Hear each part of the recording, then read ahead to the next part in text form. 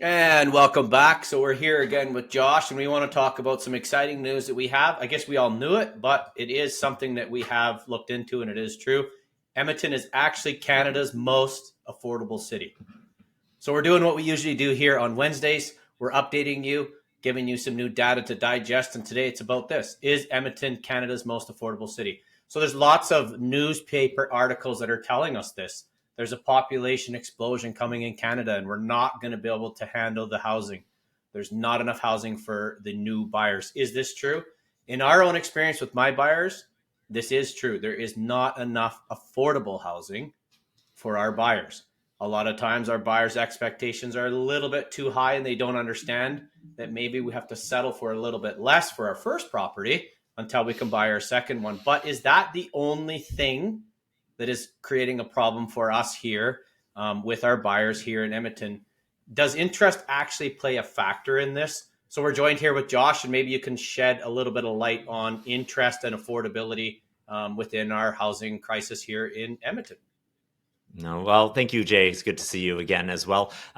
Really, the interest rate has certainly impacted what the month-to-month cost is for people when purchasing a home. And, that is helpful when you're trying to compare the monthly cost of owning a home versus the monthly cost of renting a home.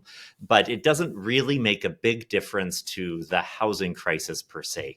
And Canada just hit 41 million people. And in the next 48 years, we're expected or projected to bring in another 20 million or so, bringing our population up to like 63 million people. And really put into more nominal numbers, that's 1,200 or 1,200 people every single day. And we're certainly not building homes at a rate to accommodate that, as well as to try to bring back the supply of housing relative to incomes back to a kind of a more affordable level that we've lost over the last 15 years or so.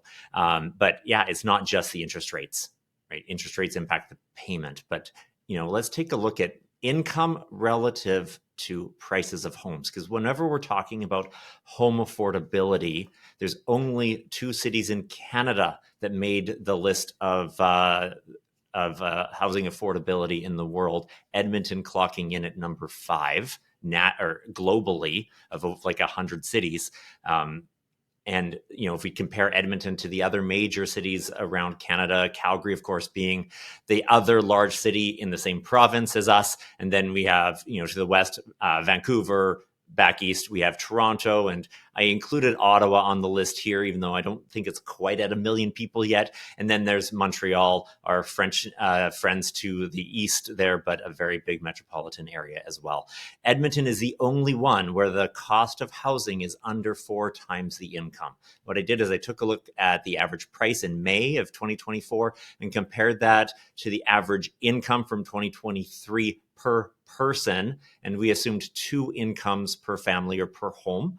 And Edmonton clocks in at only 3.8 times the income to purchase the average home, whereas in Calgary it's more expensive at 5.1, and Ottawa and Montreal still under 6, but at 5.7, 5.8. And then if we look at those cities which really have so much of the population and really do get a lot of attention in the headlines, Vancouver, with almost the lowest income of every city listed here, has the highest home price at $1.35 million. That's a staggering 12 and a half times a double income. And Toronto is still 10 and a half times with their average price of over 1.5, almost $1.2 million. So yeah, if you're looking to have a balance between life and work and actually own a home, build some equity over time and establish some wealth, Edmonton's the place to be out of anywhere in Canada. There's definitely a working class poor segment everywhere, but these numbers show that that's even more true in some of the bigger cities, but Edmonton not nearly as much, Calgary to a bit lesser degree. So really there's no surprise. Edmonton has some of the highest income and some of the lowest home prices across our country. That's really incredible. And I think one thing that we're noticing here now is that Edmonton's price is slowly creeping up, month over month, getting closer to Calgary. I think just a few months ago, that spread was a little bit bigger. And so I do think that 2x income number is going to start increasing as well. And so it'll be interesting to watch this. But again, I think the story here is that there is some affordable housing still available for people that are moving here to Edmonton, but we just have to line up the expectations of the buyer versus what the market or the builders are offering at this point. And that's going to be how they're going to find their way into a new home here in Edmonton in the summer months to come here in 2024.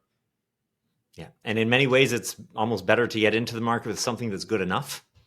And then hopefully over time, as your life situation increases or improves, your income increases over time, at that point, maybe upgrade into something that's better and more exactly what you're looking for. But, with the average price of homes in Edmonton up 8% year over year, in many ways, if you can get something that works for you, that you can be happy with for 5 or 10 years, that's often going to be better than just trying to wait out the market as it runs away at a higher pace than the incomes are increasing.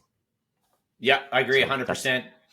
Most of my clients are selling, the property they bought 2 or 3 years ago, and or maybe even a bit more in whatever case it is. But the equity that they've sort of gained is helping them step up to the next level. And they've all told me the same thing. If we wouldn't have started here, I don't know how we would be, building up into the next property class. So anyway, that's some amazing information. Thanks for that update, Josh. We'll keep our eye on that. As always, if you would like to, please like our video, subscribe, stay tuned, because next week we have another exciting video coming. Thanks for joining us. See you again. Thank you.